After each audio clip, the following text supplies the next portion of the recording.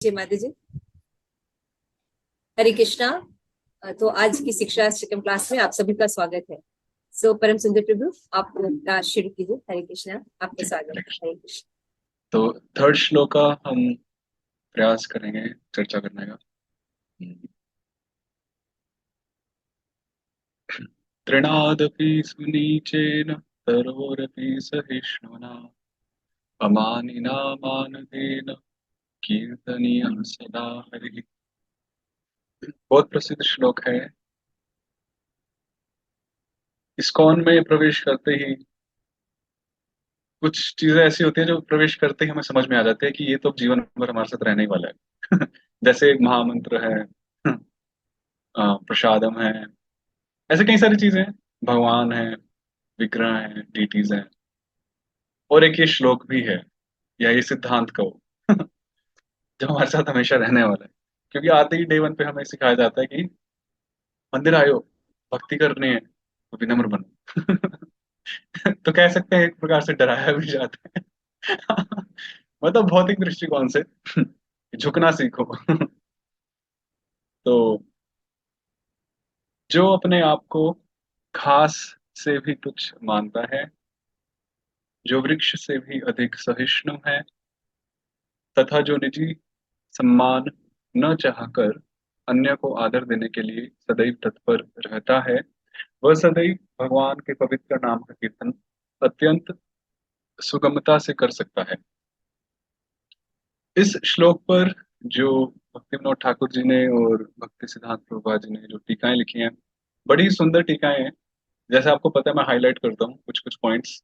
आज मैंने एक्चुअली दोनों की पूरी पूरी टीकाएं हाईलाइट की हुई है, क्योंकि इस श्लोक, एक होता है ना, इस इन वाक्यों की, इन वचनों की जो ग्रेविटी है, जो गंभीरता है, वो अथाह है।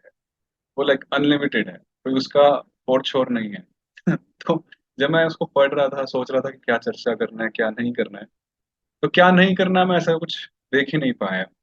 तो पूरा ही हाईलाइटेड है और बहुत ही सुंदर है, बिल्कुल। और होता है ना कि कभी कभी टीकाओं में भी कुछ, कभी कभी एक लाइट टॉक्स होते हैं, इन द सेंस की एक मतलब कई प्रकार के चीजें होती हैं जो टीकाओं में समझाई जाती हैं। पर यहाँ पर ये जो टीका टीका है, दोनों बिल्कुल फुली पैक्ड हैं। बिल्कुल टू द पॉइंट बात है, और इतनी सीरियस, इतने गंभीर, इतने ग्रेव वाणी दोनों आचार्यों की है। तो हम प्रयास करेंगे उनको चर्चा करने का। तो सभी भक्तों से आशीर्वाद की याचना है कि आप सब इस जीत पर आशीर्वाद की वर्षा करें। फिर कुछ होगा, चर्चा कर पाएंगे।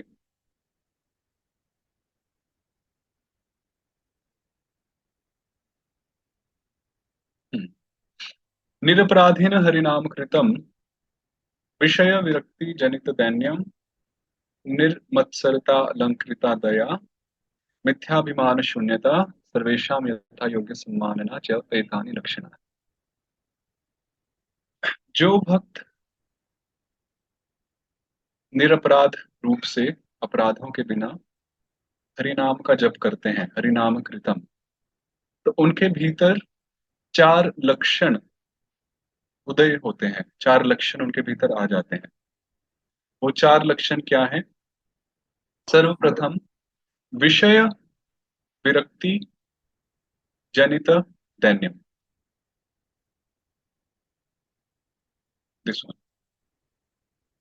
जो विषय भोग होते हैं, उनसे जब हमें वैराग्य होता है, जब हमें उनसे विरक्ति हो जाती है, उस विरक्ति से जो दीनता, जो दैन्य का भाव हृदय में आता है, वो उस प्रकार की विनम्रता, उस प्रकार की ह्यूमिलिटी। ये बड़ा गंभीर वचन है भक्तिविनोद ठाकुर जी का, विषय विरक्ति जनित दैन्यम, कि विषयों से, विषय भोगों से हमारा वैराग्य हुआ, और उस वैराग्य से जो हमें, हमारे हृदय में जो दीनता आई, जो विनम्रता आई, जो दैन्य आया। अर्थात अगर हम इस वाक्य को विपरीत रूप से देखें, इसका अर्थ क्या है? कि जब विषयों में विरक्ति होने से हमारे भीतर विनम्रता आ सकती है, तो विषयों में आसक्त होने से हमारे भीतर क्या आएगा? हमारा अहंकार की हमारी पुष्टि होगी, राइट? अभिमान। अभिमान आएगा, अहंकार की पुष्टि होगी। हमारी जो इंद्रियां हैं वो प्रबल बनेंगी, और जो बलात् इव नियोजित, जैसे गीता में कहा गया है कि हमारी जो इंद्रियां हैं, हमें बलपूर्वक, हमारा जो मन है बलपूर्वक हमसे ऐसे कार्य करा लेते हैं जो हमें शायद से नहीं करने चाहिए। वो सब क्यों हुआ? क्योंकि हमारा विषयों में आसक्ति है। एक बड़ा सिंपल सा इसमें एक प्रैक्टिकल एक बात है जो डिस्कस करने वाली है, जो हम सबके साथ हुई है घटना। निर्जला एकादशी को जब हम कुछ नहीं पाते हैं, क्योंकि अन्न भी एक विषय है, तो जब हम निर्जला एकादशी के दिन हम कुछ नहीं पाते हैं, तो आपने ये नोटिस किया होगा अपने अंदर कि उस दिन सारे अनर्थ शिथिल से प्रतीत होते हैं, है ना? अगर जिन भक्त ने भी निर्जला एकादशी की ही होगी सबने, तो सारे अनर्थ ऐसे मरे मरे से दिखाई देते हैं। कोई एक्टिव, इतना एक्टिव नहीं दिखाई देता। क्यों? क्योंकि उनको अपना विषय, उनको आहार नहीं मिला। तो और हम कितने विनम्र से हो जाते हैं, कोई कुछ बोले ठीक है, एक दीनता भी आ जाती है। एक छोटा सा एग्जाम्पल है, सिर्फ एक दिन का हम वो प्रैक्टिस करते हैं, सिर्फ आहार नहीं लेते। हालांकि हम अपने आंखों आंखों के विषयों को देखते हैं, श्रवण वाले विषय भी लेते हैं, सिर्फ हम जीवा का जो विषय है उसको हम छोड़ देते हैं, और उससे हमारी इंद्रियां, उससे हमारे विचार, उससे हमारी जो अहंकार है कितने शिथिल पड़ जाते हैं, हल्के पड़ जाते हैं, ढीले। और हम, हमारे भीतर एक दैन्यता की भाव आई जाती है। तो एक उदाहरण है कि किस प्रकार विषयों में आसक्त होने से हमारे अहंकार की पुष्टि होती है। इसलिए विषयों में, आगे भक्तिविनोद ठाकुर जी भी बताएंगे, अत्यधिक हम्म, आसक्ति नहीं होनी चाहिए। वैसे आसक्ति होनी ही नहीं चाहिए, विषयों का सिर्फ उपभोग करना चाहिए ताकि हम अपने इस जीवन को आगे बढ़ा सके, एक एक उपयुक्त रूप से जीवन निर्वाह कर सके। That's all. आसक्ति और मोह तो बिल्कुल भी रिकमेंड नहीं किया विषय भोगों में। इसलिए जो कहा गया है, अत्याहार प्रयासश्च इत्यादि, कि इंद्रियों को जब हम आहार देंगे, उपयुक्त मात्रा में देंगे तो ठीक है, वो भी आसक्ति के बिना। परंतु यदि आसक्ति हुई और यदि हमने अत्याहार किया, हर एक इंद्रियों को उनकी मात्रा से ज्यादा आहार दिया, आंखों को सीमित रूप से देखना चाहिए, भगवत विषय देखने चाहिए, पर हमने और भी कुछ देखा, और भी कुछ सुना, ज्यादा आहार दिया अपनी इंद्रियों को, और उन उनमें आसक्ति हुई, तो वहां पर वो हमारी भक्ति विनश्यति, वो फिर भक्ति के विपरीत हो जाता है और भक्ति में विनाश लाती है। हालांकि भक्ति में विनाश नहीं होता है, पर रूप गोस्वामी ने जब बोला भक्ति विनश्यति, तो अब कोई कह सकता है अरे भगवान ने तो गीता में बोला कि भक्ति का तो विनाश नहीं होता है। व्हाट इज दैट श्लोक? नेहा विक्रम नाशोस्ति प्रत्यवायो न विद्यते इत्यादि। तो उस प्रकार से विनाश नहीं होता है, हमारी जो चेतना है वो डाउन हो जाती है। नो, भक्ति जो सुकृति हमने जितनी कमाई है वो तो है ही, पर हमारी जो चेतना है वो नीचे आ जाती है, वो डाउन। तो हमारा जो कर्व है वो चलता ही रहता है। इसलिए विषय विरक्ति जनित दैन्यम, बड़ा जरूरी है कि विषय भोगों से वैराग्य ही रखें। आगे भक्ति सिद्धांत प्रभुपाद जी बड़ा अच्छा समझाएंगे कि विषय भोगों की उपस्थिति में वो वैराग्य बनाए रखना, यही वास्तविक कला है। क्योंकि विषय भोग तो हमारे आसपास है, हम सारे गृहस्थ हैं ऑलमोस्ट। और इवन अगर कोई विरक्त मार्ग पर भी है, ब्रह्मचारी या सन्यासी, उनके अपने विषय भोग होते हैं, चाहे वो आध्यात्मिक क्यों ना हो। तो इन विषय भोगों के मध्य में रहते हुए भी एक हृदय में वो विरक्ति की भावना रखना और उसको मेंटेन करके रखना काफी आवश्यक है। अन्यथा वो दीनता का भाव नहीं आ पाएगा, विशेष रूप से जो हम जो गृहस्थी के मार्ग पर हैं, क्योंकि विषय भोग तो हमारे पास हैं ही और होने ही चाहिए, होने पड़ेंगे, उनके बिना नहीं चलेगा। तो इसमें जो हमारा चैलेंज है वो ये है कि इनमें रहते हुए भी इनसे दूर रहना या इनमें ना रहना, तो तब वो दीनता पाएगी। वरना हृदय में वो अहंकार, वो अभिमान, वो बना ही रहता है।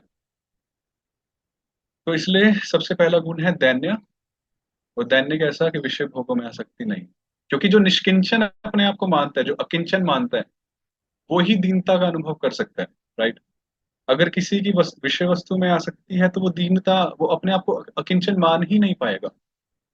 अकिंचन मतलब जिसके पास कुछ नहीं है, न किंचना इति अकिंचना, जिसके पास कुछ भी नहीं है, मेरे पास कुछ नहीं है। तो आचार्य समझाते हैं कि ऐसा नहीं है कि भक्तों के पास कुछ नहीं होता है, उनके पास भी अपने विषय भोग होते हैं, परंतु उनकी अपने विषय भोगों में भोक्ता वाली बुद्धि नहीं होती, अहम की भावना नहीं होती। वो समझते हैं कि ये विषय वस्तु सब भगवान की दी हुई है, सिर्फ जीवन उपयोगी, जीवन का निर्वाह करने के लिए, कोई आसक्ति नहीं होती। ऐसे भक्त को भी अकिंचन भक्त कहा जाएगा। और जिसके पास अगर कुछ ना हो और वो पूर्ण रूप से भगवान पर आश्रित हो, वो तो फिर एक बात ही अलग है। तो इसलिए अकिंचन नत्व जो है वो तभी आएगा जब हम इन विषयों से आसक्ति नहीं रखेंगे, कि मेरा तो कुछ है ही नहीं, चाहे सब कुछ भी हो, कितने अरबपति क्यों ना हो, करोड़पति क्यों ना हो, फिर भी कुछ नहीं है मेरा। इसलिए गृहस्थियों के लिए विशेष रूप से दान धर्म बताया गया है सर्वश्रेष्ठ धर्म। क्यों? क्योंकि दान देने से अटैचमेंट खत्म होती है, डिटैचमेंट, आसक्ति खत्म होती है और विरक्ति आती है अपने ही धन से, अपने ही अर्जित किए हुए धन से, अपने ही संपत्ति से। क्योंकि वो विरक्ति बहुत जरूरी है। उससे हमें ये अनुभव होता है, या होगा कुछ समय में, कि हम वास्तव में प्रोप्राइटर नहीं है, भोक्ता नहीं है, हम मालिक नहीं है। तो इसलिए दान धर्म विशेष रूप से बताया गया, क्योंकि हम जब कमाते हैं तो मन में या बुद्धि में वो भावना तो रहती है कि मैंने अपनी शक्ति से अर्जन किया है, कमाया है, तो ये तो मेरा है, इस पे मेरा अधिकार है। ये भावना आ ही जाती है। इसको हटाने के लिए, इससे निवृत्त होने के लिए दान धर्म बताया गया है, क्योंकि हम उन विषयों से विरक्त हो सके। तो काफी ट्रिकी रहता है विशेष रूप से विषय भोगों के बीच में रहने से। और सारा जो मकसद है वो दीनता और अभिमान, इन दोनों के बीच में है। आसक्ति हुई तो अभिमान बढ़ेगा, और विरक्ति हुई तो दीनता बढ़ेगी। तो हमें तो दैन्यता बढ़ानी है, दीनता बढ़ानी है। तो आसक्त हो गए तो कैसे दीनता बढ़ेगी, कैसे हम अपने आप को अकिंचन समझ पाएंगे? और जब तक हम अपने आप को अकिंचन नहीं समझ पाएंगे, तब तक हम अपने आप को सिर्फ कृष्ण का है ऐसा भी नहीं समझ पाएंगे। राइट? सिर्फ अकिंचन होने से कुछ नहीं बनेगा, कि मेरे पास कुछ नहीं है, अच्छा तो फिर आगे क्या? हमें अकिंचन नहीं बनना है, हमें अकिंचन कृष्ण बनना है, अकिंचन प्लस कृष्णमय बनना है। यदि हमारे हृदय में ये हो कि हमारे पास कुछ नहीं है, मेरा तो कुछ नहीं है, मैं गरीब हूँ, मैं गरीब हूँ। नहीं, ठीक है आप गरीब हो, हम गरीब हैं, कुछ नहीं है, पर मेरे सिर्फ और सिर्फ कृष्ण है। तो हमारे जो आश्रय विग्रह हैं, जिनका हम आश्रय स्वीकार करते हैं, वो सिर्फ और सिर्फ सिर्फ श्री कृष्ण होने चाहिए, ऐसा शास्त्र में कहा गया है। तो सिर्फ अकिंचन बनने से कोई लाभ नहीं है। उसका तो सारा मकसद ये है कि हम उन विषय भोगों को अपना आश्रय ना समझें, अपने सुख का आश्रय ना समझें, अपने आनंद का आश्रय ना समझें। हमारे जो आश्रय विग्रह है, जिनका जो सिर्फ एकमात्र हमारे आश्रय है, वो भगवान है। तो हमें अकिंचन कृष्णमय बनना है, तब जाकर दीनता जो है वो हृदय में स्थापित होगी। अन्यथा ये विषय भोग तो लेके डूबेंगे, और ये तो जड़ है। अगर साथ में कोई डूबे तो मजा भी है, एक संतुष्टि रहती है कि चलो साथ में तो कोई डूबा। मैं अकेला नहीं हूँ। जैसे कोरोना हुआ, तो कोरोना में जगत में हाहाकार था, पर एक कहीं ना कहीं लोगों में संतोष भी था कि चलो सिर्फ हमारे साथ नहीं हो रहा है, पूरे विश्व में ये बीमारी फैली हुई है। परंतु यहाँ पर जब जड़ विषय हमें जब लेके डूब रहे हैं, तो हमें ये नहीं सोचना चाहिए कि वो भी डूब रहे हैं, वो तो जड़ है। हम अकेले ही डूब रहे हैं और वो हमें डुबा रहे हैं, तो इसमें हमें कोई सांत्वना भी नहीं है कि चलो साथ में कोई तो डूब रहा है। तो इसलिए विषय विरक्ति जनित दैन्यम बड़ा ही गंभीर एक वाक्य है। तो सब अपना सेल्फ इंट्रोस्पेक्शन वाली बात है, अपने दिल को टटोलने वाली बात है। आई थिंक गुरु महाराज भी बार बार कहते रहते हैं कि एटलीस्ट इट्स लाइक हर एकादशी को एक रिव्यू करो, कि हमने पिछले 15 दिनों में किस प्रकार से साधना की, एक टारगेट बनाओ। अब सच्चिदानंद प्रभु भी इस प्रकार से बताते हैं, रिव्यू सिस्टम, अपने आप को सेल्फ इंट्रोस्पेक्ट करो। और ये काफी अच्छा है कि अपने आप को देखो, क्योंकि अपने आप को शीशे में तो देखते हैं, पर जो हृदय चेतोदर्पण मार्जनम कितना हो रहा है, कितना नहीं हो रहा है, वो तो कोई दूसरा नहीं देख सकता है। और इतनी गहन बातें शायद से हम अपने सीनियर्स काउंसलर्स से भी शेयर नहीं कर पाते हैं। तो ये तो हमें खुद ही देखना है, क्या चल रहा है हमारे दिल में, कितने शुद्धिकरण हुआ है, कितनी सफाई हुई है। तो इसलिए सेल्फ इंट्रोस्पेक्शन, आत्म विश्लेषण काफी जरूरी होता है आध्यात्मिक पथ पर। तो वरना दीनता कैसे पता चलेगी कि हम कितने दीन हुए, कितने हीन हुए? That's the first one. दूसरा है निर्मत्सरता, लंकृता दया। दूसरा गुण जो एक भक्त में आता है, जो हरिनाम जपता है निरपराधिक रूप से, वो है दया। कंपैशन। और वो दया कैसी है? वो दया ऐसी है जिसमें अन्य किसी भी जीव के प्रति निर्मत्सरता का भाव, मतलब मत्सरता का भाव नहीं है। मत्सरता इज एनमिटी, ईर्ष्या, द्वेष की भावना नहीं है। अगर हमारी किसी जीव के प्रति ईर्ष्या या द्वेष की भावना है तो हम कभी भी उस जीव पर दयालु नहीं हो पाएंगे। राइट। हमें सर्वप्रथम ईर्ष्या और द्वेष से मुक्त होना होगा, न्यूट्रल, इंडिफरेंट बनना पड़ेगा। तब हम किसी पर उपकार कर पाएंगे, तब हम किसी पर दयावान हो पाएंगे। कैन यू गिव सम इसलिए एग्जांपल? राइट, जैसे स्वयं भगवान का उदाहरण हम ले सकते हैं भगवत गीता से या महाभारत के युद्ध से। अगर भगवान सही में कौरवों से, असुरों से हम्म, ईर्ष्या करते या द्वेष करते, या उनको गुस्सा होता, क्रोध होता कि ये हमारे खिलाफ हैं, हमारे विपरीत हैं, तो भगवान उन पर दया नहीं कर पाते। परंतु भगवान के हृदय में कभी भी उन सबके प्रति मत्सरता का भाव नहीं था। इसलिए तो भगवान ने दया की। इसलिए तो सभी आचार्य बताते हैं, इवन भगवान भी बताते हैं कि महाभारत के युद्ध में जो भी, जिनकी भी हत्या हुई, जो भी मरे, निधन हुआ, या जितने भी असुरों को भगवान ने मारा, सबको मोक्ष प्राप्त हुआ। तो यदि वो सही में दुश्मन होते, सही में भगवान के हृदय में उनके प्रति कोई दोष होता, द्वेष का, ईर्ष्या का, तो वो दया नहीं कर पाते भगवान। एक भगवान का उदाहरण है, हमारे उदाहरण भी। हम जैसे अजात शत्रु, युधिष्ठिर महाराज को ही ले लीजिए, उनका एक नाम है अजात शत्रु।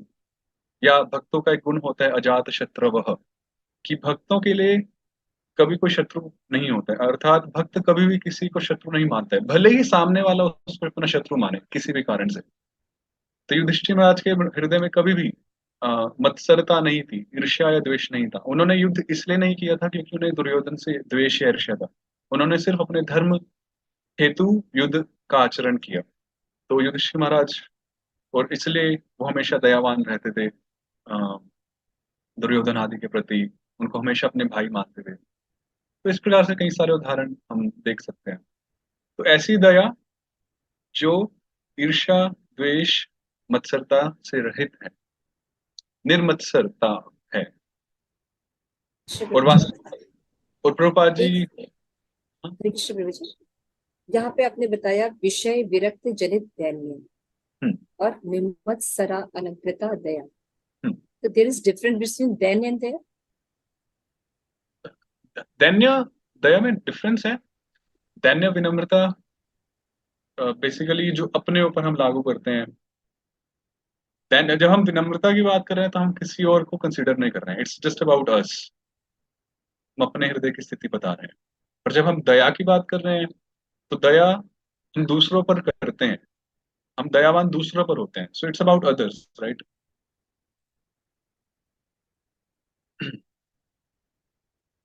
और भी कई सारे डिफरेंस हो सकते हैं, जो एक मुख्य, जो मुझे भी समझ में आ रहा है।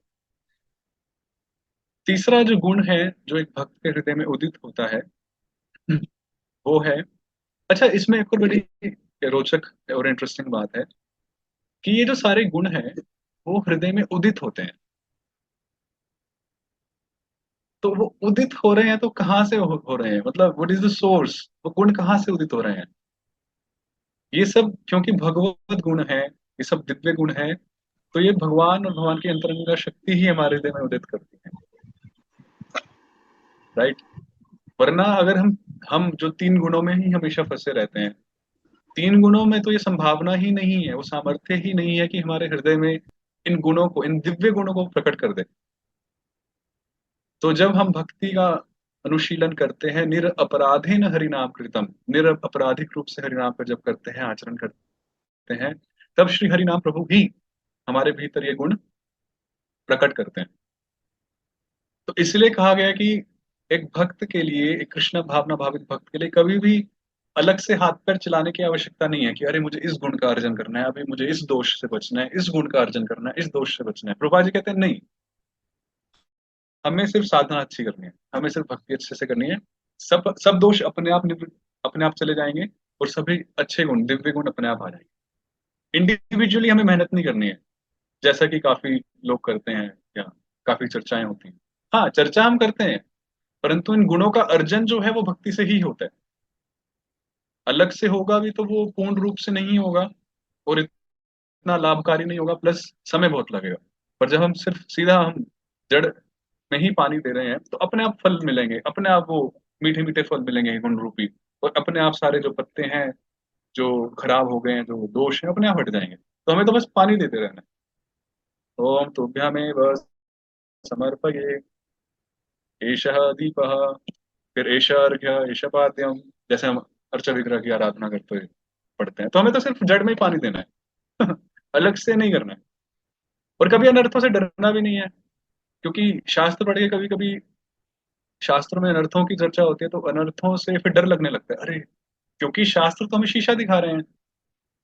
तो वो जब अनर्थों की चर्चा होती है किसी भी माध्यम से, तो शास्त्र हमें अपने अवगुणों से अवगत कराना चाहते हैं कि बेटा देखो, देखो, अरे यहाँ पे देखो दाना है, अरे अरे यहाँ ये अवगुण है, यहाँ दोष है। तो कभी कभी हमें डर भी लगता है, अरे मैं तो बहुत बदसूरत दिख रहा हूँ, या मैं बहुत बदसूरत हो चुका हूँ, बहुत ही गंदा हो गया हूँ मैं। तो डर लगता है। तो भक्ति स्वामी महाराज अच्छा बता रहे थे कि ठीक है, अवगुण कितने भी महान हो, कितने भी बलवान क्यों ना हो, परंतु भगवान की शक्ति के सामने वो कुछ नहीं है, वो तुच्छ है, निम्न है। तो इसलिए भले ही अवगुण कितने क्यों ना हो, हमें लग रहा हो कि मैं 15-20 साल से जब कर रहा हूँ, भक्ति कर रहा हूँ, अभी भी मेरे हृदय में काम है, क्रोध है, इत्यादि। तो भक्ति स्वामी महाराज अच्छा बता रहे थे कि कभी उनसे हार नहीं माननी है, और हमेशा भगवान की जो अनुकंपा है उस पर आश्रित रहना है। हमेशा ये संभावना बनाए रखनी है हृदय में कि हाँ, आज भगवान कृपा करेंगे, आज कृपा करेंगे। वो संभावना ही तो हमारी एक आशा है। आई थिंक भक्ति स्वामी सिंधु में क्या है ना, आशा, आशाबद्ध, आई थिंक एक टर्म, आशाबद्ध एक टर्म आता है जो एक भक्त का। आशा बंधु। हाँ जी, आशा बंधु। आशाबद्ध। आशाबद्ध। भाव भाव भक्ति के लक्षण। भाव भक्ति के लक्षण। एक भक्त के हृदय में हमेशा ये संभावना बनी रहती है कि भले ही मैं कोई भी स्थिति में अभी हूँ, चाहे मैं भक्ति अच्छे से कर पा रहा हूँ, नहीं पा रहा हूँ, मेरे अवगुण मुझे बहुत परेशान कर रहे हैं, पर हमेशा उसके हृदय में ये भावना तो बनी ही रहती है कि अवश्य राखी में कृष्ण, चाहे कम या ज्यादा मात्रा में, ये बनी ही रहती है। और ये बहुत ही अच्छा साइन है। हम सबके साथ ये अनुभव होता है कि हम, ऐसा तो नहीं हमारी भक्ति हमेशा रॉकेट की तरह बूस्ट करती है। बहुत बार ऐसा होता है, कभी भक्ति बहुत डाउन चली जाती है, कभी कभी एवरेज होती है, कभी बहुत अच्छी होती है। पर हर समय में, ऐसा मैं मानता हूँ, सब भक्तों के हृदय में ये भावना तो बनी रहती है कि जैसा भी हो कृष्ण ध्यान रखेंगे, और कृष्ण कभी ना कभी कृपाशील बनेंगे, कृपा करेंगे, ताकि मैं, जिससे कि मैं आगे और अच्छे से भक्ति कर पाऊंगा। ये बनी ही रहती है बात, इसमें कोई डाउट है ही नहीं। तो ये एक बहुत अच्छा गुण है हम में उदय हुआ है भक्ति करने से, कि वो एक आशा हमेशा बनी रहती है, एक संभावना बनी रहती है कि भगवान कृपा करेंगे ही, करेंगे करेंगे करेंगे।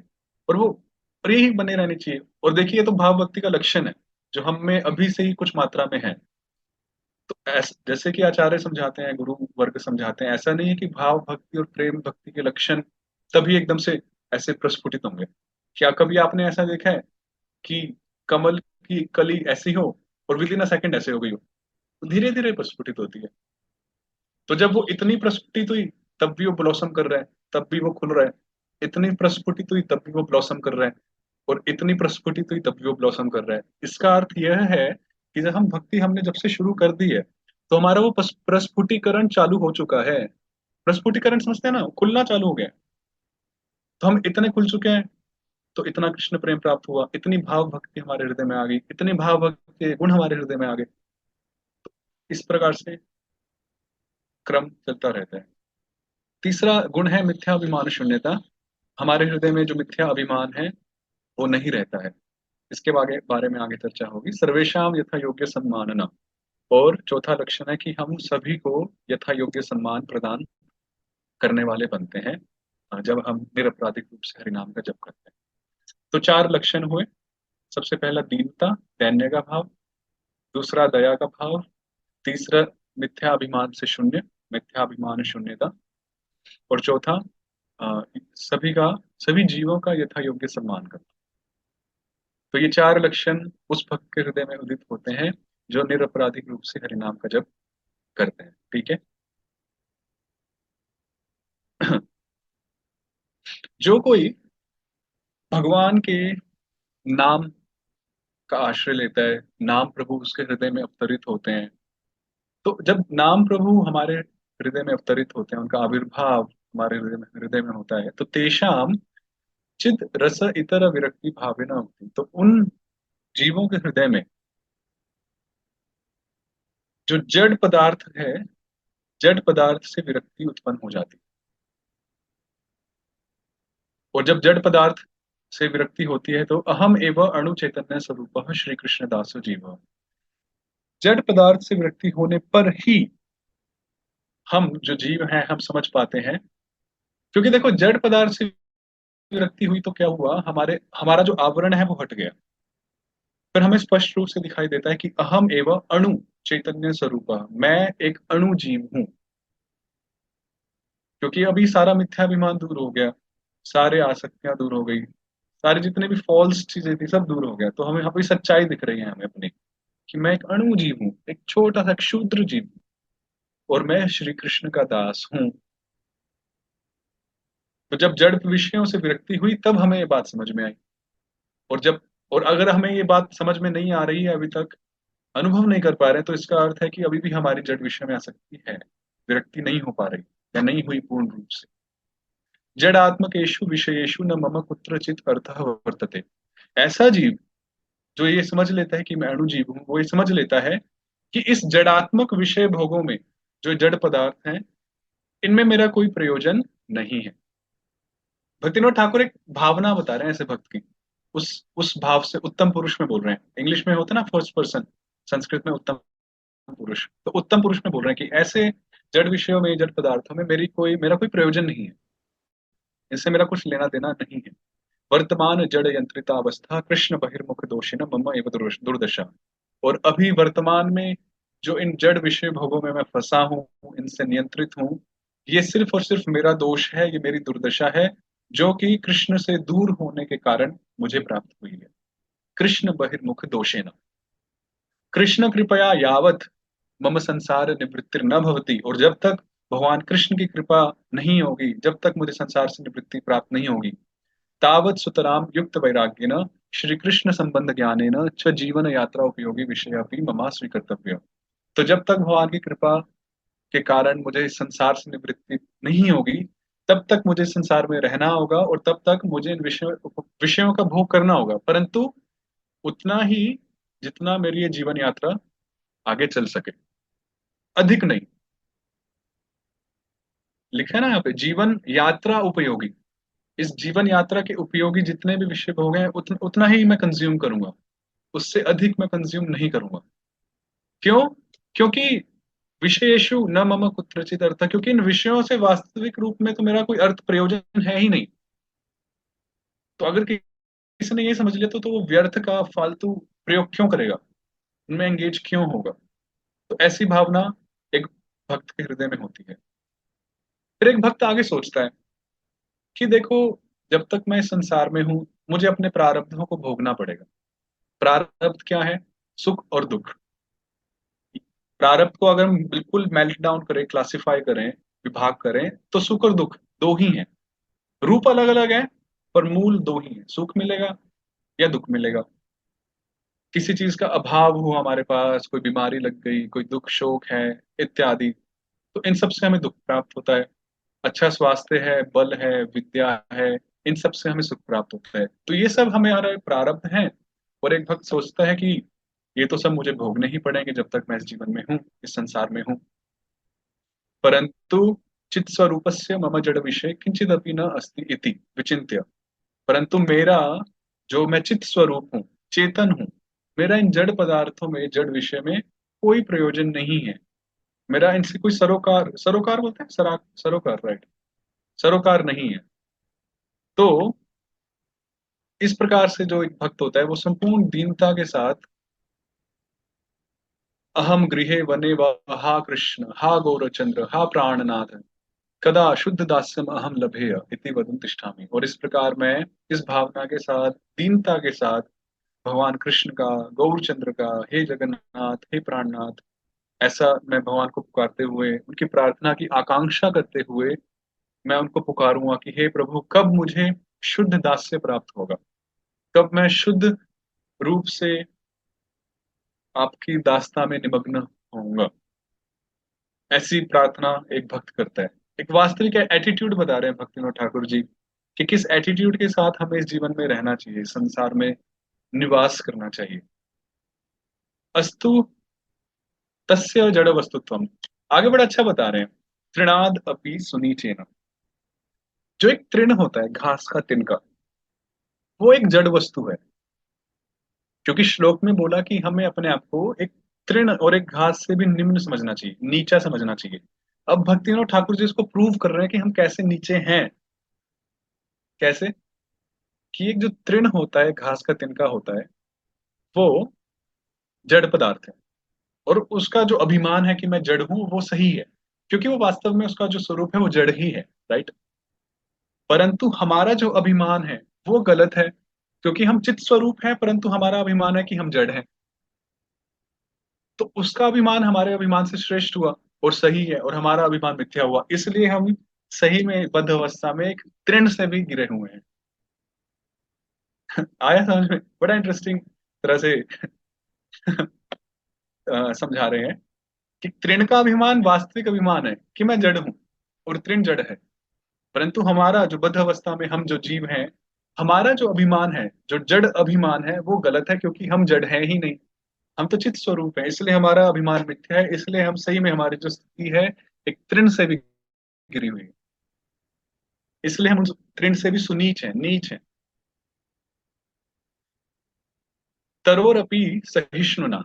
फिर आगे समझा रहे हैं कि तरोर अपि सहिष्णुना, कि हम एक वृक्ष से भी अधिक सहिष्णु होना चाहिए, सहनशील होना चाहिए। तो एक वृक्ष, उसको चाहे काटो, कुछ करो, वो अपनी हर एक अवस्था में फलदायी होता है। जो उसको काटता है उसको छाया प्रदान करता है, उसको फल प्रदान करता है, इत्यादि। ये एक ये एक वृक्ष की बात है। तो जो एक कृष्ण भक्त होता है, कृष्ण भक्तस्तु तद अपेक्षा उच्च प्रवृत्तिया दया सर्वान शत्रु मित्रान उपकरोति। परंतु जो एक कृष्ण भक्त है, उसको एक वृक्ष से भी अधिक दयावान होना चाहिए। देखिए, दयावान होने के लिए हम मेटीरियल स्थिति में हमारी कैलकुलेशन कैसे रन करती है, जब हमारा माइंड भौतिक होता है, कि अगर हमारे साथ किसी ने अच्छा किया तो हम अच्छा करेंगे, और अगर किसी ने बुरा किया तो हम बुरा करेंगे। Tit for tat, very famous है। ईट का जवाब फूल से नहीं। वो तो आध्यात्मिक कैलकुलेशन है। भौतिक कैलकुलेशन है कि ईट का जवाब पत्थर से। ट्विटर वगैरह आजकल सोशल हैंडल्स, मीडिया हैंडल्स, आए दिन युद्ध चलते ही रहते हैं। किसी ने एक मैसेज भेजा, ट्वीट किया, तो किसी ने दूसरा करा, सब चल रहा है, टिट फॉर टैट चल रहा है। विनम्रता, वो भी कलयुग में। Forget it. तो भौतिक अस्तित्व में तो ये कैलकुलेशन काम ही प्रूव ने दी है, क्योंकि यहाँ तो जैसा हमें मिलेगा वैसा हम प्रदान हम देंगे। कभी कभी होता है ना, हम इंडियंस हैं, थोड़ा बोलने में अजीब है, पर बोल ही देते हैं। जैसे हम, मान लीजिए हम एक बिल्डिंग में रहते हैं, जॉइंट फैमिली है, या फ्लैट्स वगैरह में रहते हैं। तो मान लीजिए हमारे घर में कुछ बना, सामने वाले के घर में कुछ बना, तो सामने वाले के घर में कुछ बना, तो उसने आ, एक डब्बे में कुछ वो आइटम डाल के भेजा कि हाँ, हमारे घर में आज खिचड़ी बनी है तो खिचड़ी, लड्डू बना है तो लड्डू, वटेवर। तो अभी हम, जब हम वापस उसका डब्बा देंगे, तो जनरली एक आदर्श है कि हम भी उसमें कुछ प्रसाद या कुछ खाने का रख के देते हैं। ऐसे ही होता है ना। अभी आप भूल जाइए कि हम भक्त हैं। पहले क्या होता था, जब भक्ति से पहले जैसी चीज आती थी उसके हिसाब से ही चीज दी जाती थी। अगर कुछ हल्का फीका सा कुछ दिया, हाँ ठीक है, कुछ हल्का फीका सा ही जाएगा। ये कैलकुलेशन चलती है भौतिक स्तर पर। आप शादी ब्याह में देखो, जितना शगुन आएगा उसके हिसाब से ही दिया जाता है। कई लोग तो बकाया लिखते हैं कि हाँ, इतना इतना आया है। मैंने देखा है, डायरीज होती हैं लोगों के घर में, तो उसके अनुपात में ही देंगे, ज्यादा नहीं। तो या फिर ऐसा देखा है, कहीं शादी ब्याह होता है, खाना वगैरह देखेंगे, खाना अच्छा हुआ तो ज्यादा देंगे, मीडियम हुआ तो, मतलब मैं हैरान होता हूँ कि इस तरह से भौतिक रूप से कैलकुलेशंस चलती हैं लोगों के मन में। तो ये तो दया का भावना नहीं है। दया भाव तो तब हुआ कि जब सामने वाला कुछ भी करे, हमारे विपरीत ही क्यों ना हो, हमारे विपक्ष में क्यों ना खड़ा हो, फिर भी हम उसकी शुभ की ही इच्छा करते हैं। और सिर्फ इच्छा ही नहीं करते, हम आचरण भी करते हैं। ऐसा नहीं है कि शुभ की इच्छा कर रहे हैं पर आचरण हम अशुभ कर रहे हैं। शुभ की इच्छा भी करते हैं और शुभ का आचरण भी करते हैं, ताकि भले ही चलो उसने हमें कुछ भी बोला, परंतु हम उसका अच्छा ही करेंगे, कभी बुरा नहीं करेंगे।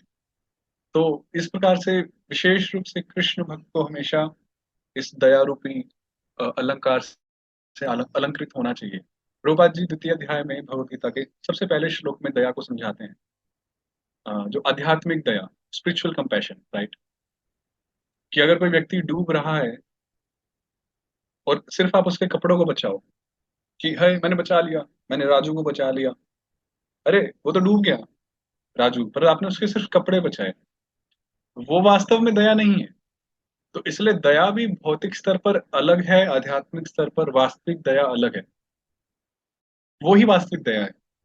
जीव को मरने दें और शरीर का पोषण करते रहें, वो भी गलत है। वो वास्तव में दया नहीं है, वो हम छल कर रहे हैं। It's just a deceit and fraud. हम सिर्फ सामने वाले के साथ छल ही कर रहे हैं अगर हम उसकी आत्मा को मरने दें। मरने दें इन द सेंस की उन्नत, उसको ऊपर ना उठाएं आध्यात्मिक तौर पर। तो वास्तविक दया यही है कि समदृष्टि होनी चाहिए भक्तों की, जैसा कि सभी शास्त्रों में कहा गया है, सबको जीव स्वरूप में देखना चाहिए और फिर दया भाव से सबके साथ हमें आचरण करना चाहिए। अनेन हरिनाम कृताम निर्मत्सरता अलंकृत दया रूप। इस प्रकार ये द्वितीय लक्षण है दया के रूप में। और किसी से ईर्ष्या द्वेष तो एक भक्त को करनी ही नहीं चाहिए। हाँ, कभी कभी ऐसी स्थिति हो सकती है कि हमें किसी से इरिटेशन होती है, होता है ना, कभी कभी किसी के कुछ व्यवहार अच्छे नहीं लगते, नेचुरल है। पर उसका मतलब यह नहीं है कि हम उस जीव से ईर्ष्या और द्वेष करने लग जाए। तो एक भक्त को कभी भी द्वेष और ईर्ष्या कभी भी नहीं करनी चाहिए, कभी भी। देखो, अपने काम वासना से पीड़ित होना एक अलग बात है, क्योंकि उसमें हम सिर्फ अपने आप से जूझ रहे हैं, अपने आप में ही समस्या चल रही है काम से। लोभ लोभ भी इसी तरह अपने आप में ही। पर जब ईर्ष्या और द्वेष की बात आ जाती है, तब हम दूसरे व्यक्ति के साथ ट्रबल में फंस जाते हैं। तो एक मतलब मेरी समझ यही है कि अपने काम वासना से लड़ लें, वो एक ठीक है, उसमें हम इन्वॉल्व हो रहे हैं, पर कभी ईर्ष्या और द्वेष में इन्वॉल्व नहीं होना चाहिए, क्योंकि उसमें हम दूसरे जीव को अपने लूप में ले लेते हैं, राइट। और उसमें फिर अपराध की संभावना बन जाती है, विशेष रूप से भक्ति जगत में। तो ईर्ष्या और द्वेष से तो हमेशा ही दूर रहना चाहिए। प्रार्थना करनी चाहिए भगवान से कि हमारे अंदर ये ना आए तो अच्छा है, कभी भी ना आए, कभी भी। तो इस प्रकार से जो एक भक्त होता है, वो भगवान से प्रार्थना करता है।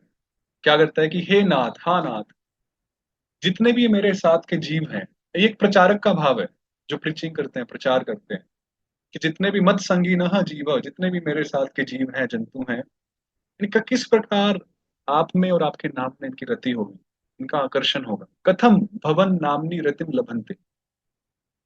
एक प्रचारक का यही तो मोटिवेशन होता है, यही तो उसका इम्पेटस होता है, प्रेरणा होती है कि कैसे सभी जीवों की भगवान नाम में रुचि हो। एक प्रचारक की ये मोटिवेशन नहीं होता कि उसका आश्रम बन जाए, मठ मंदिर बन जाए, मेरे शिष्य इकट्ठे हो जाएं, वटेवर। वो सब नहीं है, वो तो अपने आप आ ही जाता है। उसका प्योर जो उसका मकसद होता है वो यही होता है कि कैसे सभी जीव भगवान से जुड़े, भगवान से प्रेम करें। ते सर्वे माया अंधा, और ये सभी जीव जो मैं देख रहा हूँ ये माया से ग्रसित हैं प्रभु। और उसको अहंकार नहीं हो रहा है कि मैं तो ऊपर उठ गया है, ये सब गिरे हुए हैं। एक होता है ना, वो वाली भावना नहीं है। हम ऐसे ही हैं। हमें तो अभिमानित होने का बस एक हिंट चाहिए होता है, कि बस कुछ भी हम तो अभिमानित, प्राउड। ऐसी भावना नहीं होती है भक्त की। वो रोता है, क्रंदन करता है कि देखो, सभी जीव, अपने आप को तो मानता ही है, साथ में सभी जीवों को, कि ये जो सारे जीव हैं माया से ग्रसित हैं, अंधकार में है, अज्ञान में है। और ये सब क्या है, अपने पुत्र, अपने परिवार वाले जन, अपनी पत्नी, बच्चे, और धन संपत्ति, जय पराजय संबंधी, इन सब से जो सुख और दुख आ रहा है, उस द्वंद में ही वो फंसे हुए हैं, कातरा। और तेषाम, और उनकी इस जड़ पदार्थों में जो अनर्थ से भरा हुआ है, उस सब से विरक्ति नहीं हो पा रही है। ऐसा एक प्रचारक का, एक भक्त का जो शुद्ध रूप से नाम जप करता है। देखिए बड़ी अच्छी बात है, जो शुद्ध रूप से नाम करता है वो कभी भी एकांत भाव स्वीकार नहीं करेगा। कभी से कभी नहीं, से अर्थ ये नहीं है कि वो कभी भी नहीं करेगा, क्योंकि अगर शुद्ध रूप से नाम जप कर रहा है, हृदय शुद्ध हुआ, तो वो सिर्फ हमेशा अपने बारे में ही नहीं सोचेगा। खुद का शुद्धिकरण स्टार्ट हुआ तो अवश्य वो दूसरों के बारे में सोचने लगेगा। क्योंकि अगर, देखिए, हमारा शुद्धिकरण हुआ, हमारे भीतर दैन्यता आई और दया का भाव आया, तो दया का भाव तो दूसरों के ऊपर आता है ना, तो वो तुरंत ही दूसरों के बारे में सोचने लगेगा कि देखो, अब मुझे तो ये मार्ग मिला है, अभी बाकी सभी जीवों का भी कल्याण होना चाहिए, बाकी सब भी भगवान से जुड़े। तो इसलिए प्रभुपाद जी की जो संस्था है, इस्कॉन, जो हमारी जो परंपरा है, गोष्ठानंदी बोलते हैं, गोष्ठानंदी है। क्योंकि शुद्धिकरण होते ही भक्तों के हृदय में दया भाव आ जाती है कि सभी जीव कितने तड़प रहे हैं, क्योंकि वो कभी भी दूसरों को दुख में नहीं देख सकता। ये गुण है भक्त का, वो कुछ नहीं कर सकता। भक्त अगर भक्ति करेगा, एक जना भक्ति करेगा, तो नेचुरली ये गुण उनके अंदर आएंगे।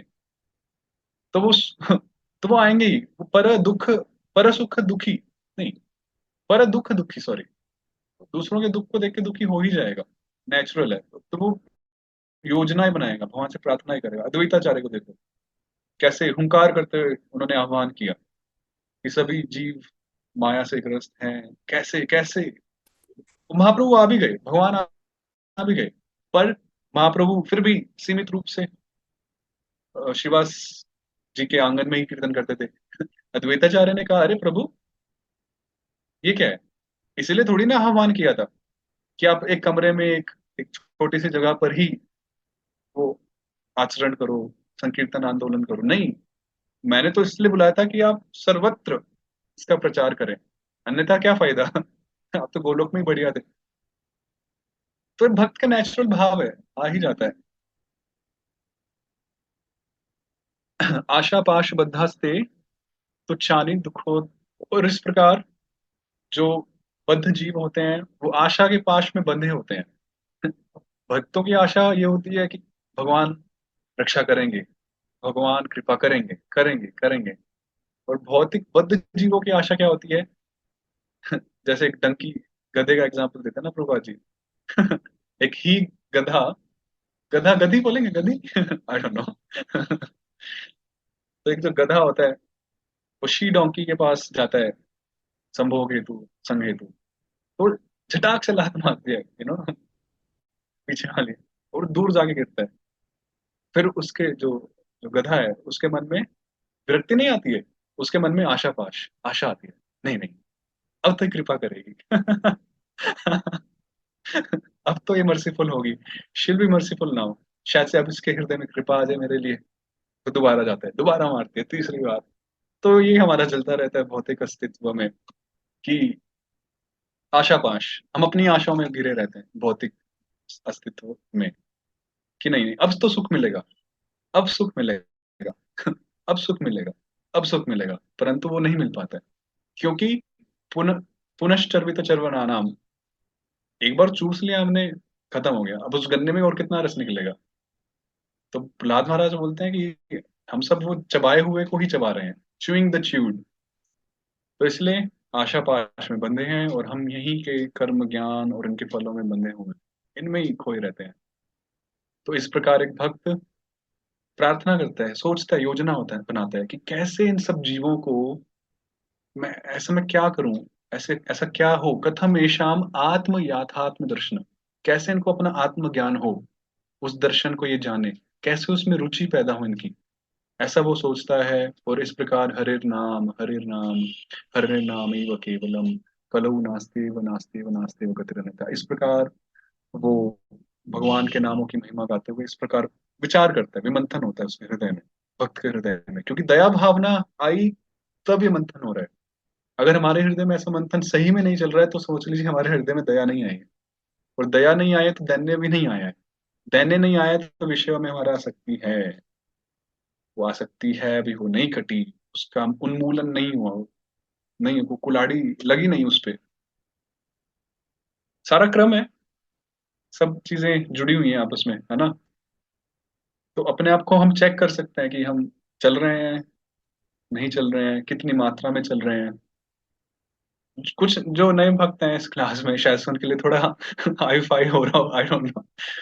पर जय सीते सीता ठाकरानी माता जी की जय। तो श्रवण कीजिए। महाप्रभु के शब्द हैं। तो गीता का श्रवण, शिक्षाष्टकम का श्रवण एक ही है, कोई भेद नहीं है ना। तो तो आगे अमानिना शब्द को समझा रहे हैं। थोड़ा संस्कृत ज्यादा हो सकता है, थोड़ी, थोड़ा सा एक, अब जैसे क्लास से पहले चर्चा हो रही थी कि भक्त कैसे कैसे भक्ति चल रही है, तो सब बता रहे थे। तो उस हिसाब से तो देखा जाए तो थोड़ा सा लेवल हाई है जो हम डिस्कस कर रहे हैं। तो अब कुछ भक्त कहेंगे अरे माता जी ने ना अपने चक्कर में हमें नहीं हमें भी लगा लिया, क्या करें। ठीक है, अब तो आना तो पड़ेगा, वरना फिर साधना कार्ड में क्या भरेंगे हम मंडे को कहाँ थे। तो तो भले ही प्रभुपाद जी कहते थे, भक्ति सिद्धांत प्रभुपाद जी कहते थे, भले ही वो शिक्षा उच्च स्तरीय है, अम, जो चर्चा हो रही है, अगर हम उसमें भाग ले भी रहे हैं तो कोई हानि तो नहीं है, और शुद्धिकरण ही होता है। तो शुद्धिकरण होने दीजिए। ज्यादा विचार मत कीजिए अ, उस विषय में अगर कर रहे हैं तो। अमानिना शब्द आगे बता रहे हैं, अमानिना मान देना। अगर मैं हमेशा मान लेने की इच्छा रखूं कि मुझे हमेशा लोग मान दें, है ना, तो मैं हमेशा दुखी रहूंगा। क्यों? क्योंकि मेरा अन्यों पर नियंत्रण नहीं है कि वो मुझे हमेशा मान दे, राइट। तो इसलिए जो हमेशा अपने मान की इच्छा रखता है वो दुखी रहेगा, क्योंकि हमारा नियंत्रण नहीं है। कभी कोई मान दे सकता है, कभी कोई नहीं दे सकता है। परंतु यदि मैं हमेशा मान देना चाहूं तो मैं हमेशा सुखी हो सकता हूँ। क्यों? क्योंकि ये मेरे हाथ में है। तो अगर हम मान लेने की प्रवृत्ति रखते हैं, मानसिकता रखते हैं, तो हम हमेशा दुखी रहेंगे, हमेशा, क्योंकि हमारे हाथ में नहीं है। पर अगर हम मान देने की प्रवृत्ति रखते हैं तो हम सुखी होंगे, क्योंकि वो हमारे हाथ में है, और हम हमेशा किसी को भी दे सकते हैं मान, हमेशा दे सकते हैं, किसी को भी दे सकते हैं, सबको दे सकते हैं। वो हमारे ऊपर है, कोई नहीं रोक रहा। मान देने में कोई नहीं रोकता। कोई नहीं बोलेगा कि अरे ज्यादा मान क्यों दे रहे हो, थोड़ा कम दो। ऐसा कभी कोई नहीं बोलेगा। पर हम ऐसा करते नहीं है। या नहीं हो पाता है। क्योंकि बद्अवस्था में तो हम सबके हीरो हम खुद ही हैं। मेरे लिए मैं हीरो हूँ, किसी के लिए वो हीरो है। तो हमें अपना अपना हीरोपन खत्म करना है। और भगवान को, भक्तों को, जीवों को समझना है कि नहीं, ये सब श्रेष्ठ हैं। श्रेष्ठ बुद्धि हृदय में आनी चाहिए कि नहीं, ये हमसे मुझसे श्रेष्ठ हैं सब। वास्तव में आनी चाहिए। नहीं आती है। कठिन कठिन, पर असंभव नहीं। तो अभी अमानी ना, मान, अभिमान से शून्य हो जाना, मुक्त होना कब होता है? जब हम अपने स्थूल और सूक्ष्म शरीर के संबंध में जितनी भी उपाधियां हैं, जितना भी हमारा धन, ऐश्वर्य, संपत्ति, विद्या, ज्ञान, बल, प्रतिष्ठा, अधिकार, इन सब से जितना भी हमारा अभिमान है, ये सब मिथ्या अभिमान है। क्योंकि हमारा वास्तविक अभिमान है कि श्री कृष्ण दासो अहम, कि मैं श्री कृष्ण जी का दास हूँ, दासिका हूँ, दासी हूँ। इसके अलावा कोई भी अभिमान है तो वो मिथ्या अभिमान है, विशेष रूप से इस शरीर से संबंधित।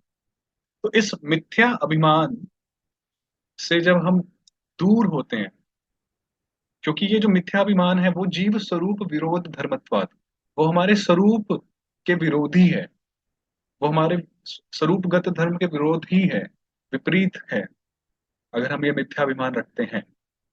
और जब हम इस अभिमान से शून्य होंगे तो वो, तब हम सही में अमानी बनेंगे। कोई कह सकता है अरे नहीं, अमानी मतलब मान ना करना, हट ना करना, जिद ना करना। वो पता नहीं डिस्कशन है या नहीं, पर यहाँ अभिमान से मुक्त होना, मिथ्या अभिमान से मुक्त होना ही अमानी कहलाता है। ये सब चर्चाएं तीसरे श्लोक में तो दी है महाप्रभु ने, पर ये उच्च स्तरीय भक्ति का अनुशीलन करने से ही ये गुण आएंगे। अब अहितु की अप्रतिहता भक्ति करने से ही ये गुण अर्जित होंगे हमें, और तभी ये भावनाएं, ये सब चीजें हमारे हृदय में आ पाएंगी। तो काफी मेहनत करने वाली ये लाइन है जिसमें हम लग गए। काफी प्रयास, काफी प्रयत्न। तो इसलिए अत्याहार प्रयासश्च, प्रयास करना है तो अच्छी बात है, करना है, हमें मेहनती बनना है, हमें आलसी नहीं बनना है। पर इस लाइन में करना है कि हम परमार्थ में कैसे आगे बढ़े। अगेन, हमें परमार्थ में आलसी नहीं बनना है। परमार्थेषु अलसः, हमें परमार्थ में ही पूरी शक्ति, जैसे कई भक्त बोलते हैं, मोगलीनाथ रोज एक लेक्चर सुना था, झोंक दो अपने आप को। आई थिंक विवेक बिंद्रा जी, झोंक दो। तो वही झोंकने वाली बात है, झोंक दो। क्योंकि एक भक्त बड़ा अच्छा बोल रहे थे आज से 4-5 साल पहले जब मैं आश्रम में था, कि कई सारे प्रोजेक्ट्स भक्त लोग रन करते हैं, कोई मंदिर की सेवा है, कोई ये सेवा है, ये कई सारे प्रोजेक्ट होते हैं ना। इस भौतिक जगत में भी सबके पास कोई ना कोई प्रोजेक्ट होता है। पर देखा जाए तो हम खुद ही अपने लिए एक प्रोजेक्ट है। सबसे बड़ा प्रोजेक्ट जो है, हम खुद ही हैं, अपने आप को बनाना। भौतिक जगत में जब हम बोलते हैं अपने आप को बनाना, दे मीन एक करियर बनाना, अच्छे से सेटल होना। पर जब हम बोलते हैं आध्यात्मिक तौर पर, तो अपने आप को बनाना अर्थात ये अमानिना, जितने भी गुण हैं भक्ति का सही रूप से आचरण, इन पर वर्कआउट करना। तो काफी प्रयत्न, काफी प्रयास अ, की आवश्यकता है। इस प्रकार हम मिथ्याभिमान से शून्य होंगे। और जब हम ऐसे मिथ्याभिमान से शून्य होंगे, तो इंटरेस्टिंग बात है, भक्तिनोद ठाकुर जी बोल रहे हैं कि उन उन मिथ्याभिमान के जो हेतु हैं वो हमारे सामने होंगे। आप सोचिए, आप अपने घर में हैं, आप जब भक्ति के उच्च स्तर पर पहुंच जाएंगे, जब मिथ्याभिमान से शून्य हो जाएंगे, तब भी आपके परिवार वाले आपके आसपास होंगे, तब भी आपके पास ऐश्वर्य होगा, धन होगा, संपत्ति होगा, वो सब कारण होंगे मिथ्या अभिमान को जो पैदा करते हैं। परंतु उस समय वो सब कारण होते हुए भी आप उस मिथ्याभिमान से शून्य हैं। उस स्थिति में विनम्र भाव से, अकिंचन भाव से जब हमें हरिनाम करें, और इस प्रकार एक ब्राह्मण को अपने ब्राह्मणत्व के अहंकार से दूर होना है, एक वैरागी को, एक सन्यासी को अपने वैराग्य के भाव से, अभिमान से दूर होना है।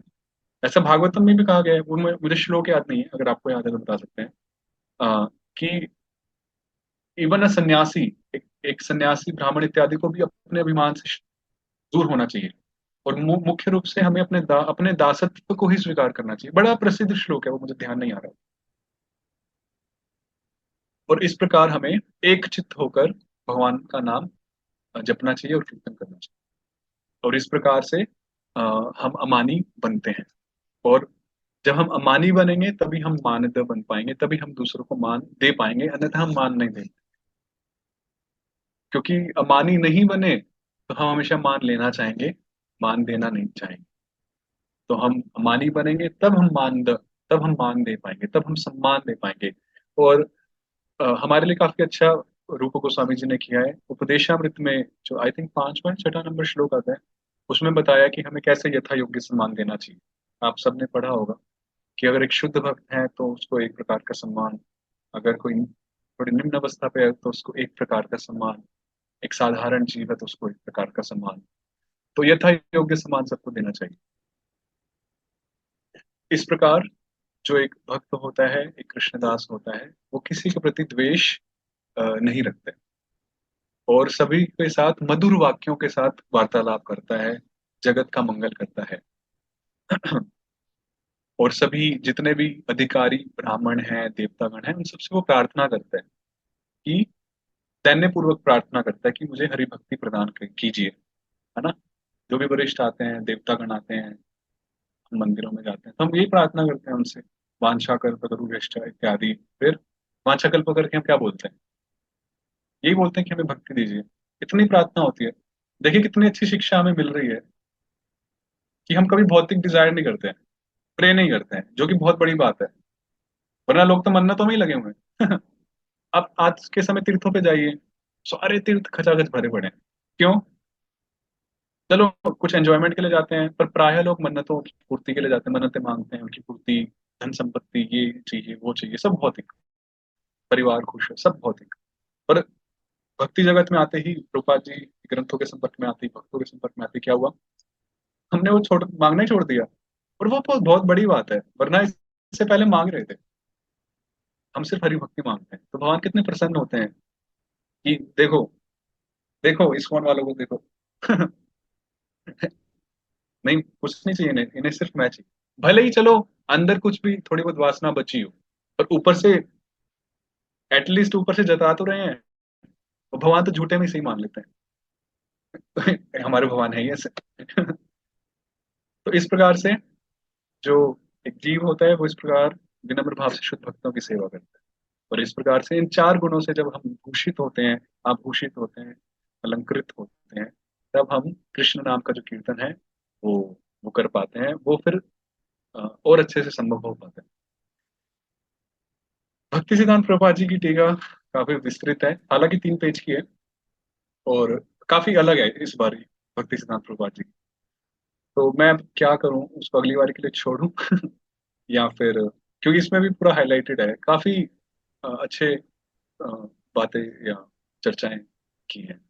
अभी अभी हम 15-20 मिनट कर सकते अच्छा, तो किसी को एक दो कुछ पॉइंट हो तो डिस्कस कर सकते हैं, थोड़ा थोड़ा सा हैं। आइस ब्रेकिंग जैसा हो जाएगा। कोई पॉइंट या कुछ प्रश्न, एनीथिंग? कोई पॉइंट है? मुझे 2 पॉइंट बहुत अच्छे लगे। हाँ जी। हम जनरली बोलते हैं हमें तृण से नीचे अपने आप हम्म, को समझना है, हम्म, लेकिन हमारे आचार्य बताते हैं, बहुत सुंदर बात आपने बताई, कि जो तृण है वो तो जड़ है और अब अपने आप को जड़ समझते हैं, लेकिन हम चेतन हैं और अपने आप को जड़ समझते हैं, इसलिए हम तृण से भी नीचे। It's a very good thought कि तृण से नीचे कैसे। और मुझे वो भी पता लगा अमान्य ना, है ना? कि जब हमको मान रिसीव करना है तो दूसरों पर डिपेंड रहना है, हम्म। और दूसरे हमारे नियंत्रण में है नहीं, तो हमें दुख निश्चित मिलेगा। लेकिन अगर हम दुखी नहीं होना चाहते हैं तो हम मान हमारे नियंत्रण में, मान देना। इट्स वेरी गुड पॉइंट, मुझे ये तो पॉइंट बहुत पसंद आया, इस समय मनन करके। Thank you. और ये बहुत कुछ चीजें कलेक्ट कर रहा है, चैतन्य चरितमृत, भागवतम, कई लघु सारे पॉइंट्स भागवत। हैं हरे कृष्णा। माता हाँ जी, ये जो श्लोक है जिसको हाँ, हम तथ्य अनुकंपा सूक्ष्मानो, तो ये पूरा उसमें जो भी हम प्रैक्टिस करते हैं ना, वो सारा इसी चीजों में आ जाता है हम्म, कि हमें खुद को मान नहीं देना है, हमें सबको समदृष्टि से देखना है, जैसे आपने और बताया क्यों माता जी। जरूरी है, क्यों दिस जरूरी इज है? एक्सप्लेन। एग्जैक्टली माता जी। क्यों जरूरी, इसका और इलेबोरेशन जी। मिला। तो पता नहीं मैं कितना कृतज्ञता व्यक्त करूं परम सुंदर प्रभु का, अरे कि ये पॉइंट हमें कहीं मिलते नहीं। हम्म, मैं बता रही हूँ, ये आचार्य जो है हमारे, ये ये हमें जब समझाते हैं तब हमें ये सब, मतलब क्या बोलते हैं, आध्यात्मिक जगत केवल भक्तों के, आचार्य के इसके थ्रू ही देख सकते हैं। थैंक यू सो मच परम सुंदर। माता जी, प्रभु जी से ये पूछना है हमें कि जिस तरह से प्रभु जी बता रहे हैं कि हम लोग भगवान से प्रार्थना करते हैं कि सब जीव जंतु हैं, सबको नाम में रुचि हो, भक्त क्रंदन करता है, तो वो अपने उसमें वो अपने परिवार वालों का भी कर सकता है ना उसको, कि दुखी होता है वो कि जो ज्ञान उसे मिला है अपने आचार्यों से, अपने गुरु से, अपने काउंसलर से, तो वो किस तरह से उसको करे, किस तरह से उसको मतलब करे जिससे कि वो दूसरों को भी उस तरह से दे पाए। ये माता जी, ये प्रभु जी से। परम सुंदर वो माता जी पूछ रही हैं कि अपने परिवार जन के प्रति भी जो हम दया रखते हैं कि ये भी भगवत भक्त बने, तो क्या ये सही है? नहीं? तो परिवार वाले तो भी वो भी जीव हैं।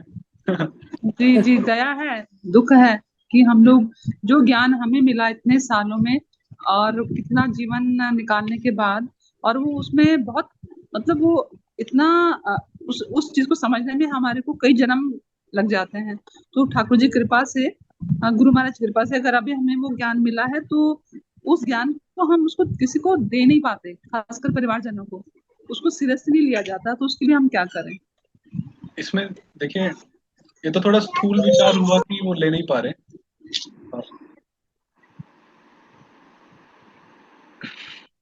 Yes, you continue. हम्म। जी जितने भी हमारे परिवार जन होते हैं, परिवार वाले, सगे संबंधी इत्यादि, अभी आत, है तो सभी आत्मा स्वरूप, और सभी कितने जन्मों से चले आ रहे हैं, अलग अलग शरीरों को धारण किए करते करते, और अभी हमारा एक परिवार इकट्ठा हुआ है। जैसे नदी में कुछ तिनके एक साथ आ जाते हैं, फिर अलग होते हैं। तो हमें उनको परिवार वाले ना देखकर ये समझना चाहिए। ऑफ कोर्स हमें प्रयास करना चाहिए, जैसे स्कूल में बोला ही जाता है, प्रसादम देना चाहिए, और इत्यादि कई सारे ऐसे, चरणामृत लाओ, कभी कभी मंदिर में लेके आओ। पर फिर भी हम देखते हैं कि असर नहीं होता है, इतना वो प्रभाव नहीं पड़ता है जिससे वो सीरियस बने। तो वो क्यों नहीं हो पा रहे हैं? क्योंकि उनका भी वो अधिकार नहीं हुआ है। क्योंकि उनका जो सूक्ष्म शरीर है, जितने वो संस्कार पूर्व जन्मों से लेके आए हैं, काफी मलिन है ना मन, हृदय। तो वो उनको अलाउ ही नहीं कर पा रहे कि वो उसको एक्सेप्ट कर पाए। एक कमरे में 100 जने हैं, एक नया प्रीचिंग मान लीजिए आपने स्टार्ट किया, और वो पहला दिन है उस प्रचार का, और वो 100 नए जने वहां आए। आपने प्रवचन दिया कि हम शरीर नहीं, हम आत्मा है, भगवान की भक्ति करना ही हमारा धर्म है, एज सिंपल एज दैट। अभी 100 में से 5 जनों को वो बात हिट हुई, तो बाकी 95 को हिट नहीं हुई। वो 95 थोड़े समय में चले गए, बचे 5। क्यों? क्योंकि उन पांचों का वो अधिकार है कि वो उस बात को समझ पाए। क्योंकि देखो, इस तथ्य में, इस सिद्धांत में तो कोई कमी नहीं है। तथ्य तो सभी के लिए यूनिवर्सल प्रिंसिपल है एक।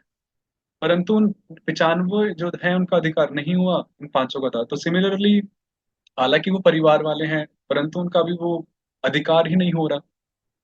तो इसलिए उनका अधिकार बनाने के लिए बोला जाता है कि उनका इनडायरेक्टली शुद्धिकरण करते रहो, ताकि वो उस अधिकार तक पहुंचे, उनका वो लेवल हाई हो।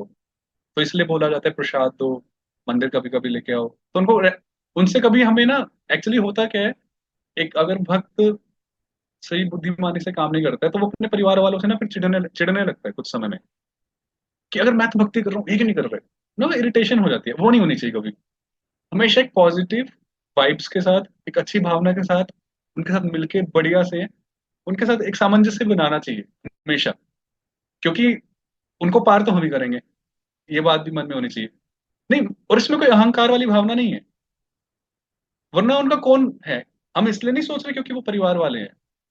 एक भक्त होने के नाते हमने ये सुना है कि वो सब आत्माएं, वो डूब रही हैं। उस भाव से उनका, उनके लिए और कोई रस्सी है ही नहीं पकड़ने के लिए, हम ही हैं। और उनको पता नहीं कि अभी पकड़ना है। एक बार उनको समझ में आ जाएगा तो वो आपके ही पैर पकड़ेंगे कि नहीं नहीं, अब बता दो जी। तो उनसे एक अच्छा बिहेवियर बना के रखना थ्रू आउट, कभी भी उनसे चिढ़ना नहीं है। और उनको हमें समय दो, सबको अपना एक स्पेस देना चाहिए, एक समय देना चाहिए। इवन डिवोटीज लोग के बच्चे होते हैं, कभी कभी बच्चे अच्छे से भक्ति नहीं करते हैं, इतने सीरियस नहीं होते हैं, तो डिवोटीज लोग चिढ़ जाते हैं कि हम तो कर रहे हैं, हमारे बच्चे क्यों नहीं कर रहे हैं। इरिटेट हो जाते हैं, फिर घर में एक अलग सा माहौल बन जाता है नेगेटिव। वो भी गलत है। सबको अपना स्पेस देना चाहिए, समय देना चाहिए। सब अपने समय से अंकुरित होता है, और उनको धीरे धीरे नियुक्त करते रहो। तो ये मेरी जी एक प्रभु जी। जी प्रभु जी, ये चीज ही सोच के कभी भी मन में ठाकुर जी की कृपा से नहीं आता। एक चीज और है, जैसे कहीं एक दो जगह प्रीचिंग पे गए तो उन्होंने क्या बोला कि हमने बोला कि आप ऐसे करिए, बोले नहीं, हमने हमारी एस्ट्रोलॉजर से बात हुई थी, उसने बोला है कि आपको बिल्कुल भी हरि नाम नहीं लेना है, आपको मंदिर नहीं जाना है, भक्ति नहीं करनी है। तो ये एक नया चीज सामने आई है और ये मुझे कई लोगों से सुनने को मिली है कि अभी हमें ना देखिए, मंदिर। तो ये क्या। काफी चलता रहता है। जैसे मैं मंदिर में जब रहता था, तो जो रेस्टोरेंट है वहाँ के इंचार्ज थे, वो कभी भी अपने एम्प्लॉयज को मंदिर नहीं आने देते थे। तो मैंने पूछा कि ऐसा क्यों? भाई मंदिर आएगा, दर्शन करेगा तो अच्छी बात है। कह रहे मंदिर आएगा तो भक्ति में लग जाएंगे, भजन वजन करेंगे, फिर अपनी फिर तो भक्ति में आके क्या होता है, भक्त लोग अपनी ड्यूटी से ना विरक्त हो जाते हैं, तो फिर वो अच्छे से काम नहीं करेगा। इसलिए हम अवॉइड ही करते हैं उनको वहां भेजे। तो देखो, मानसिकता तो कई सारी होती है, पर देखिए, सगे संबंधी परिवार वाले ऐसा तो नहीं है कि सारे हिरण्यकशिपु हैं या रावण जैसे हैं। पॉजिटिविटी तो सब में होती ही है, बस ये है कि उनकी पूर्ण रूप से श्रद्धा नहीं है भगवान में या उस भक्ति के पथ में। तो ऐसा नहीं कि बिल्कुल नहीं, उनको रेगुलर, वीकली या मंथली, 10-15 दिन में अपने साथ लेके आओ, दर्शन कराओ, प्रसाद वगैरह। तो इसमें तो कोई बुरी बात नहीं है। इसमें मेन है कि उनकी श्रद्धा ना टूटे, जितनी थोड़ी बहुत श्रद्धा भी है। प्रभु जी, ये जो मेन जो, जैसे हम कहीं जाते हैं या कहीं प्रीच करते हैं या किसी से कोई हमारा दूर का संबंधी मिलता है, तो वो उसमें से 10 में से 2 जरूर ये बोलते हैं कि नहीं, हमारे हमने जो पत्र दिखाई थी जी, उन्होंने बोला जी आप पूजा करोगे तो आपको बहुत परेशानी उठेगी, इसलिए आप जितना हो सके। ये चीजें मुझे अभी रिसेंटली बड़ी पूजा सामने आई। पूजा करोगे तो परेशानी होगी। हाँ, वो ये कहते हैं कि हमें हमें पूजा नहीं करनी है, हमें हरि नाम नहीं लेना है, बस जैसे है ना हम लोग ठीक है, तो आप हमें फोर्स ना करें। ये रिसेंटली ये कहीं हम्म। प्रचार में हमें ये आया है। तो ऐसा क्यों, एस्ट्रोलॉजर क्यों बोलता है हाँ, कि ठीक है। हमें तो नहीं करना? वो एस्ट्रोलॉजर पूरा बताना भूल गया ना, कर्मकांडीय पूजा नहीं करनी है। हम तो आराधना कर रहे हैं। प्रभुपाद जी एक भगवत गीता के तात्पर्य में डिफरेंस बताते हैं ना माता जी, पूजा और आराधना में। डिवोशन एंड वर्शिप ऐसा कुछ है। तो वर्शिप जो पूजा है वो तो देवताओं की भी हो सकती है, या देवताओं की ही होती है, पर भगवान की तो आराधना होती है। आई थिंक 7th चैप्टर में है, 7वें अध्याय में भगवत गीता के, जो पूजा और आराधना में डिफरेंस है। तो आप वो उच्च ज्ञान लीजिए आनंद प्रदा, कि हम आपको पूजा बता नहीं रहे, आराधना बता रहे तो अभी गोलोक के बारे में किसी को पता नहीं है, तो सब स्वर्ग स्वर्ग तक ही रहते हैं। तो वो ज्ञान ही नहीं है ना, उससे ऊपर ज्ञान ही नहीं है। पूजा, कर्मकांड, स्वर्ग। हैं। एक प्रश्न और लेते हैं, हाँ प्रेम पद्मिनी का। जी माता जी। हरे कृष्ण माता जी। हाँ, हरे कृष्ण गोविंद धन्यवाद। आपने बहुत ही कई चीजें बहुत ही अच्छे से बताई। जैसे एक तो जो माता जी ने दो पॉइंट्स बताए थे वो भी मुझे भी बहुत अच्छे लगे। लेकिन मेरा इसमें एक क्वेश्चन है कि सिर्फ दया के ऊपर, कि जैसे आपने बताया कि मतलब सामने वाला कुछ भी करे, हमें जो भक्त है उसको दूसरों को शुभ चाहना चाहिए और आचरण भी वैसा होना चाहिए। लेकिन समटाइम्स आप दूसरे का भला चाह रहे हैं, दया करना चाह रहे हैं, लेकिन सामने वाला इतना नेगेटिव बिहेवियर कर रहा है कि बेसिकली आप मन में तो रख सकते हैं लेकिन आचरण में कभी कभी आपको नहीं भी प्रेजेंट करना पड़ सकता है, प्रैक्टिकली लाइफ में हाँ ऐसा ठीक कुछ है, होता है। ठीक है। प्रहलाद महाराज की कथा सप्तम स्कंद में है ना। हाँ, तो सप्तम स्कंद में। 7 कैंटो में जब प्रहलाद महाराज की कथा चल रही है, प्रभा जी बड़ा अच्छा लिख रहे हैं तात्पर्य में। हिरण्यकशिपु भगवान विष्णु के विरुद्ध, पर उनका बेटा महान भक्त। अभी बेटा जब पिताजी के पास आता है, तो हमने कभी ऐसा नहीं पढ़ा कि प्रहलाद महाराज ने इरिटेशन व्यक्त की हो हिरण्यकशिपु के प्रति। कभी नहीं की। हिरण्यकशिपु जब बोलता था कि गोद में बैठो, तो क्या प्रहलाद महाराज ने ऐसा रिएक्ट किया, अरे नहीं नहीं तुम तो नास्तिक हो, क्या जन संघर्ष लौल्यम च। मैं जनसंग नहीं करूंगा, जैसा कि उपदेशामृत में कहा है, मैं असत्संग नहीं करूंगा। उन्होंने कभी ऐसा रिएक्ट नहीं किया। परंतु प्रभुपाद जी तात्पर्य में लिखते हैं, भले ही ऊपर से नॉर्मल लगता था, पर हृदय में प्रहलाद महाराज हमेशा अपने पिता के वाक्यों से असामंजस्य बनाए रखते थे, कि नहीं ये गलत बोल रहे। हृदय में और अपने मन में। मैं एग्जैक्ट वर्ड ढूंढ के बता सकता हूँ कि mentally he would never believe और would accept the instructions of Hiranyakashipu his father. तो ठीक है, मन में वो बात अगर चल रही है, बस ध्यान रखने की ईर्ष्या और द्वेष ना हो हमें हमारे हृदय में उनके प्रति। हाँ, मतलब आचरण में समटाइम्स नहीं भी हो सकती है दया, लेकिन हाँ, हृदय में हमेशा रहनी चाहिए। हृदय में ठीक है, हो रही है, कभी कभी किसी से मतामत होते हैं हमारे परिवार वाले या कोई भी, अलाउड है। परंतु हमें बस वो देखना है कि हमारी वो जो मन में जो बात है वो ईर्ष्या और द्वेष में परिणत ना हो, जो कि बहुत सरलता से हो जाती है। हाँ। इरिटेशन ना हो, गुस्सा ना हो, न्यूट्रल हम्म। उदासीन, वो ये कला है। हाँ। हाँ, तो इसमें मुझे एक ये वाला पॉइंट भी बहुत अच्छा लगा कि भक्ति सिद्धांत सरस्वती ने कहा कि अवगुण कितने भी महान क्यों ना हो, लेकिन हरिनाम से ज्यादा शक्तिशाली नहीं हो सकते। तो मतलब समटाइम्स हम कहते हैं कि हमारे अंदर इतने अवगुण है, ये है वो है, तो हम कैसे प्रोग्रेस करेंगे, लेकिन मतलब हरिनाम जो है वो सबसे ज्यादा शक्तिशाली है, तो अवगुण उनके आगे कुछ भी नहीं हम्म, है। ये भी अच्छा है। हेल्पलाइंस हैं ये सारी। प्रवचनों में, ग्रंथों में एक भक्त लाइफलाइंस ही ढूंढता है। क्योंकि भौतिक स्तर, भौतिक माया जो है, जगत है, ये तो हमें बार बार डाउन खींच लेता है नीचे। तो ये अलग अलग लाइफलाइंस मिलती हैं जो हमें अच्छी लगती हैं, हिट करती हैं, तो हम बार बार हम ऊपर उठ जाते हैं। अरे नहीं, उम्मीद मिल जाती है ना, कि हाँ हम्म। अभी उम्मीद, एक एक किरण दिखी उम्मीद की, चलो चलो कर सकते हैं हम होंगे काम यहाँ। तो उम्मीद की किरणें इकट्ठी करते रहते हैं हम वास्तव में, प्रवचनों से। तो मोटिवेशन, इम्पेटस ढूंढते रहते हैं कि हम कैसे कंटिन्यू रखें। और अगर हम नहीं सुनेंगे, नहीं पढ़ेंगे, तो हम वो मोटिवेशन नहीं ढूंढ पाएंगे। फिर हम दब जाएंगे, हमारा ग्रेवयार्ड हो जाएगा मिट्टी भर के। तो इसलिए ओके, तो अभी आगे वो करें, उसको कंप्लीट कर सकते हैं क्या?